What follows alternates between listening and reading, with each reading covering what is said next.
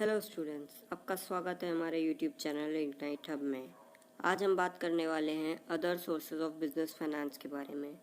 जैसा कि हम सभी जानते हैं कि सोर्सेज ऑफ बिजनेस फाइनेंस में दो मोस्ट इम्पॉर्टेंट पार्ट होते हैं, दो मोस्ट इम्पॉर्टेंट सोर्सेज होते हैं, वो होते हैं शेयर्स एंड डिबेंचर्स।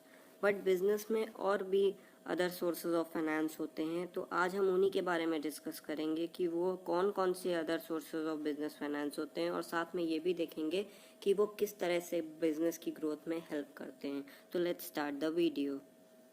सबसे पहले बात आती है एम्प्लॉयज स्टॉक ऑप्शन प्लान की। Employee stock option plan is an employee benefit scheme under which the company encourages its employees to acquire ownership in the form of shares. Employee stock option plan एक employee benefit scheme होती है जिसमें company अपने ही employees को encourage करती है कि वो अपनी ही कंपनी के ओनरशिप को एक्वायर करें, शेयर्स खरीद के उस कंपनी के। These shares are allotted to the employees at a rate considerably lesser than the prevailing market rate. और ये जो शेयर्स कंपनी अपने एम्प्लॉयज़ को प्रोवाइड करती है, ये मार्केट रेट से कम प्राइस पे शेयर अलॉट करती है। मीन्स अगर मार्केट में किसी शेयर की कॉस्ट 12 रुपीज़ है, तो कंपनी हो सकता है अपने एम्प्लॉय को 9 रुपीज़ या 10 रुपीज़ में ये शेयर प्रोवाइड कराए। Apart from the employee benefit motive, ESOPs are also meant to align the interest of the employees with that of the shareholders. एक साइड तो एम्प्लॉय बेनिफिट मोटिव होता ही है, लेकिन इससे हट के भी ESOP का एक और हेल्प होता है कि वो अपने एम्प्लॉयज़ को इंटरेस्ट क्रिएट कराती है शेयर होल्डर्स की तरह। जैसे शेयर होल्डर्स को जितना इंटरेस्ट होता है अपनी कंपनी में, अपने कंपनी के प्रॉफिट के लिए वो लोग वर्क करते हैं, उतना ही वर्क ESOP में आने के बाद एम्प्लॉयज़ भी अपने कंपनी के लिए करने लगते हैं और अपना उतना ही दिल से काम करते हैं। It is believed that employees who are also the shareholders will focus better on company performance and growth so that the value of their share appreciated.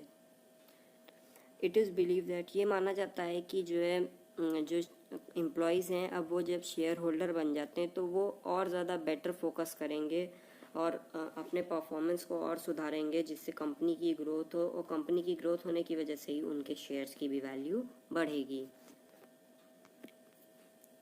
Essentially, the employees of a company are entitled to employ a stock option plan, but the company sets a certain criteria to make employees eligible for the same. Essentially, employees of a company entitled generally employees को ESOP में invest कराया जाता है या ESOP में involve कराया जाता है, बट इस चीज़ को भी फॉलो कराने के लिए कंपनीज जो होती हैं वो अपना एक क्राइटेरिया फिक्स करती हैं, जो कि जिस क्राइटेरिया को फुलफ़िल करने के बाद ही कोई एम्प्लॉय एलिजिबल हो पाता है कंपनी के शेयर परचेस करने के लिए या ESOP का पार्ट बनने के लिए। बेनिफिट्स अंदर ESOP scheme can be claimed by जो भी ESOP के बेनिफिट्स होते हैं वो कोई भी एम्प्लॉई इन कुछ कारणों की वजह से ही क्लेम कर सकता है या उनको बेनिफिट्स उठा सकता है। सबसे पहला बेनिफिट उठाने के लिए जो क्राइटेरिया होता है वो ये होता है कि a permanent employee of the company working in और आउटसाइड इंडिया।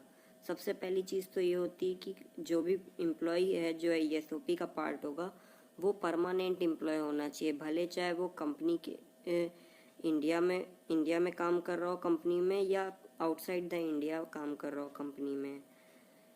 सेकंड क्राइटेरिया होता है अ पार्ट टाइम और a whole time director of the company. Second जो क्राइटेरिया होता है वो ये कहता है कि कोई भी पार्ट टाइम डायरेक्टर भी हो सकता है कंपनी का और होल टाइम डायरेक्टर भी हो सकता है जो कि ESOP का पार्ट हो सके। An employee of holding subsidiary or associate company whether in India or outside India.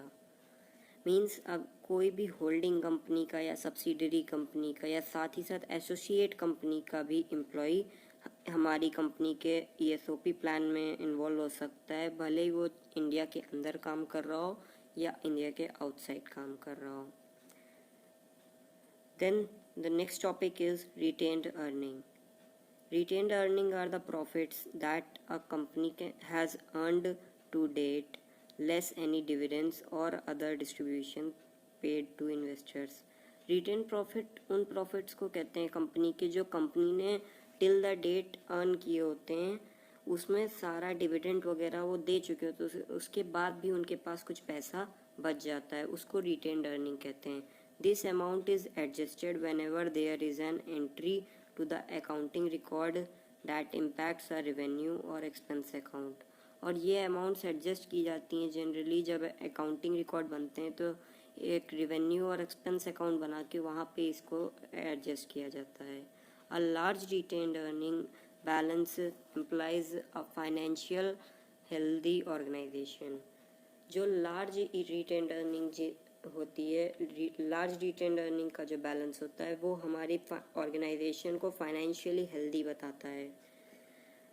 The formula for the ending retained earning is, यहाँ पे हमारे पास फॉर्मूला गिवन है जो कि जिससे हम एंडिंग रिटेन्ड अर्निंग को पता कर सकते हैं. वो ये है, beginning retained earning plus profit and losses minus dividends equals to ending retained earning. मतलब हमें अगर रिटेन्ड अर्निंग पता करनी है कि इस ईयर में हमारी कितनी रिटेन्ड अर्निंग है, तो उसके लिए हमें सबसे पहले लास्ट ईयर की रिटेन्ड अर्निंग प्लस इस ईयर का प्रॉफिट या लॉस जो भी हुआ है उनको ऐड करना है. उसके बाद जितने भी डिविडेंड्स या डिस्ट्रीब्यूशन अदर करने हैं, उन सब डिस्ट्रीब्यूशन और डिविडेंड्स को पे आउट करने के लिए उन्हें टोटल से माइनस कर देंगे. देन जो हमारे पास अमाउंट आएगा वो अमाउंट हमारा एंडिंग रिटेन्ड अर्निंग कहलाता है, या जो है retained earning of this year कहलाएगा. Then the next topic is loan from the commercial bank and financial institution. Commercial banks occupy a vital position as they provide funds for different purposes as well as for different time periods. जैसा कि हम सभी जानते हैं, commercial bank एक बहुत ही important position में है होता है किसी भी बिजनेस के में, क्योंकि वो फंड्स हमें अलग अलग पर्पस के लिए भी प्रोवाइड कराता है और साथ ही साथ डिफरेंट टाइम पीरियड्स के लिए भी प्रोवाइड कराता है. मतलब अगर हमें शॉर्ट टर्म के लिए फ़ंड चाहिए तो भी हम बैंक के पास जा सकते हैं, और अगर हमें लॉन्ग टर्म के लिए फ़ंड चाहिए तो भी हम बैंक के पास जा सकते हैं.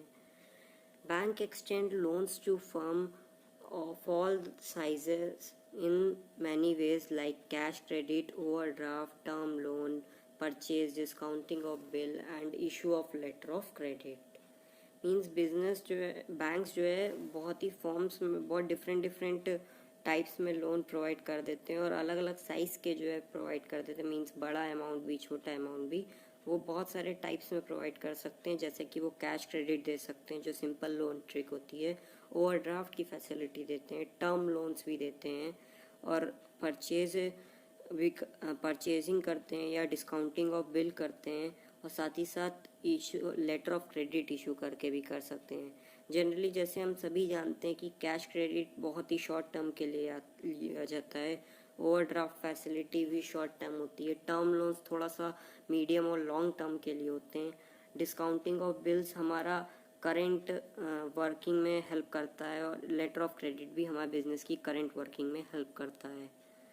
The rate of interest charged by banks depend on the various factors such as characteristics of the firm and the level of interest rate in the economy.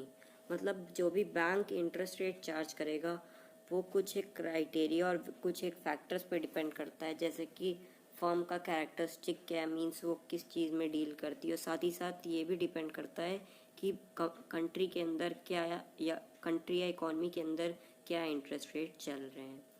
The loan is repaid either in lump sum or in instalment. और जो loan होते हैं ज़रूरी नहीं कि वो हमें एक साथ ही पे करना हो, हम उन्हें चाहे तो इंस्टॉलमेंट में भी पे कर सकते हैं और चाहे तो हम एक साथ भी सारा अमाउंट पे कर सकते हैं. Bank credit is not a permanent source of fund. Bank credit पर फिर भी बैंक क्रेडिट कोई भी परमानेंट सोर्स ऑफ फंड नहीं होता है, क्योंकि अगर हमें एक लोन लिया है उसके बाद फिर से हम लोन लें तो इतनी जल्दी वो पॉसिबल नहीं होता है. Then the government establish a number of financial institutions all over the country to provide finance to the business organizations. Government ने बहुत सारे फाइनेंशियल इंस्टीट्यूशंस पूरी कंट्री में इस्टेब्लिश किए हैं जिनका काम होता है कि जो है बिजनेस ऑर्गेनाइजेशंस को फाइनेंस प्रोवाइड कराना. These institutions are established by the central as well as state governments. In institution को सेंट्रल गवर्नमेंट भी इस्टेब्लिश करती है और स्टेट गवर्नमेंट्स भी इस्टेब्लिश करती हैं. They provide both owned capital and loan capital for long and medium term requirements and supplement the traditional financial agencies like commercial banks.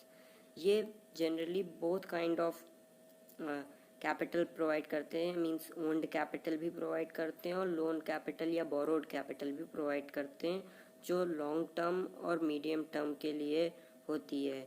और साथ ही साथ ये अदर फाइनेंशियल एजेंसीज को भी सप्लीमेंट देते हैं, मींस अगर उनको भी पैसे की ज़रूरत पड़ती है तो उनको भी हेल्प करते हैं. जैसे कभी कॉमर्शियल बैंक को ज़रूरत पड़ी तो फाइनेंशियल इंस्टीट्यूशन के पास भी वो जा सकते हैं.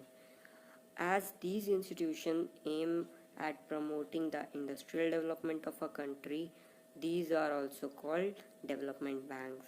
और जैसे कि ये इंस्टीट्यूशंस का मेन एम होता है कि वो इंडस्ट्रियल डेवलपमेंट करते हैं कंट्री में, तो इसलिए उन्हें डेवलपमेंट बैंक्स भी कहा जाता है. This source of financing is considered suitable when large funds for longer duration are required for expansion, reorganization and modernization of an enterprise. और ये सोर्स ऑफ फाइनेंसिंग तब ज़्यादा सूटेबल होती है जब हमें बड़े फंड्स चाहिए होते हैं, बहुत ज़्यादा फंड्स चाहिए होते हैं और लंबे ड्यूरेशन के लिए चाहिए होते हैं, ताकि हम अपने बिजनेस को एक्सपैंड कर सकें या रीऑर्गेनाइज कर सकें या अपने बिजनेस को हम मॉडर्न बना सकें. हम पुराने ट्रेडिशनल तरीक़ों से उठ के हम मॉडर्न की बिजनेस स्ट्रक्चर की ओर आ सकें. The next topic is trade credits. Trade credit is the credit extended by one trader to another one for the purchase of goods and services. Trade credit उस क्रेडिट को कहते हैं जो एक ट्रेडर दूसरे ट्रेडर को प्रोवाइड करता है गुड्स एंड सर्विस के परचेज करने पे. मीन्स कि आप जो है कुछ परचेज कर रहे हैं और आप जो है पेमेंट नहीं कर रहे हैं, that comes under the trade credit. Trade credit facilitates the purchase of supplies without immediate payment.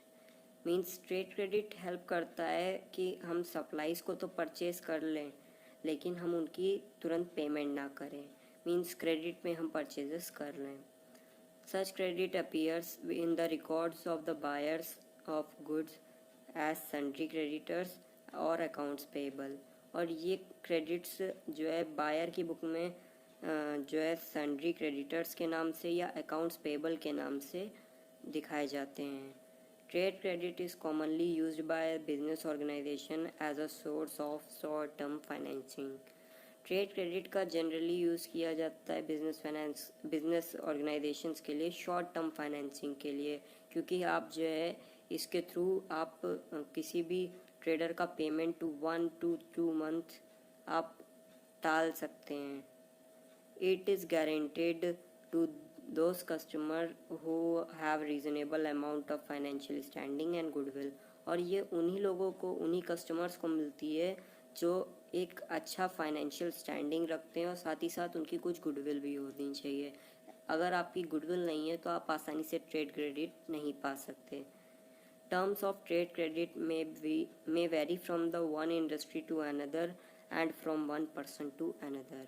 और जो टर्म्स ऑफ ट्रेड क्रेडिट होते हैं यानी कि जो भी कंडीशंस होती हैं ट्रेड क्रेडिट की, वो एक इंडस्ट्री से दूसरी इंडस्ट्री में भी डिफ़र करती हैं और साथ ही साथ एक पर्सन से दूसरे पर्सन में भी वेरी करती हैं. मीन्स वो अलग अलग पर्सन से अलग अलग कंडीशंस और टर्म्स को रख के ट्रेड क्रेडिट प्रोवाइड कराते हैं. देन बात करते हैं पब्लिक डिपॉजिट्स की. ये भी एक बहुत ही इंपॉर्टेंट सोर्स ऑफ फाइनेंस होता है. ये the deposits that are raised by the organisations directly from the public are known as public deposits.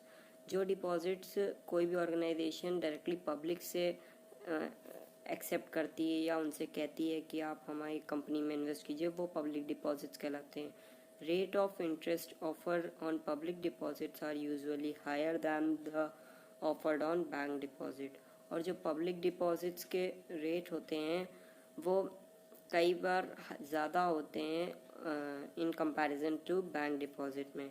Any person who is interested in depositing money in an organization can do so by filling up a prescribed form। जो भी person किसी भी company या organisation में पैसा deposit करना चाहता है वो एक छोटा सा फॉर्म फिल करके, जो भी प्रेस्क्राइब फॉर्म होता है उसको फिल करके इस काम को कर सकता है, यानी अपने मनी को डिपॉजिट कर सकता है। The organisation in return issue a deposit receipt as acknowledgement of the debt. और जो ऑर्गेनाइजेशन होता है वो एक रिटर्न डिपॉजिट रिसिप्ट इशू करता है, जो कि उसके एक प्रमाण होती है कि हाँ उसने डेप्थ दी है कंपनी को। Public deposits can take care of both medium and short term financing requirement of the business. Public deposits दोनों तरह के, चाहे वो मीडियम टर्म फाइनेंशियल रिक्वायरमेंट हो या शॉर्ट टर्म फाइनेंशियल रिक्वायरमेंट हो, उन दोनों के लिए बेनिफिशियल रहती है। The deposit are beneficial to both the depositor as well as to the organisation. और ये जो डिपॉजिट्स होते हैं ये डिपॉजिटर के लिए भी हेल्पफुल रहते हैं और बेनिफिशियल रहते हैं, और साथ ही साथ जो ऑर्गेनाइजेशन होते हैं उनके लिए तो बेनिफिशियल होते ही होते हैं। Then the last topic is intercorporate deposit. An intercorporate deposit is an unsecured borrowing by corporates and fees from the other corporates entities registered under the Companies Act 1956। Means इंटरकॉर्पोरेट deposit एक unsecured borrowing होती है जो कि हम corporate से यानी कि other companies से लेते हैं, और फीस मतलब ऑफिसेस से भी फीस से भी लेते हैं अदर कॉरपोरेट डिपॉजिट्स में, मतलब कोई और बड़े लोन के फॉर्म में भी हम लेते हैं, बट ये उन्हीं कंपनीज या उन्हीं कॉरपोरेट एंटिटीज से लिया जाता है जो कि कंपनीज एक्ट 1956 के अंडर रजिस्टर्ड होती हैं। The corporate having surplus fund would lend to another corporate is need of fund. Means जिस कॉरपोरेट के पास ज़्यादा फंड है वो अदर कॉरपोरेट जिसको फंड की ज़रूरत है उन्हें फंड लेंड कर सकता है। This lending would be an uncollateralized basis and hence a higher rate of interest is demanded by the lender. ये लेंडिंग अनकोलेटरलाइज्ड होती है, मीन्स इन पे किसी भी तरह की मॉर्गेजिंग नहीं रखी जाती, ना किसी तरह की कोई सिक्योरिटी ली जाती, तो इसलिए इन पे जो रेट ऑफ इंटरेस्ट होता है वो कई बार बहुत ज़्यादा होता है। The short term credit rating of the borrowing corporate will determine the rate at which it would be able to borrow fund.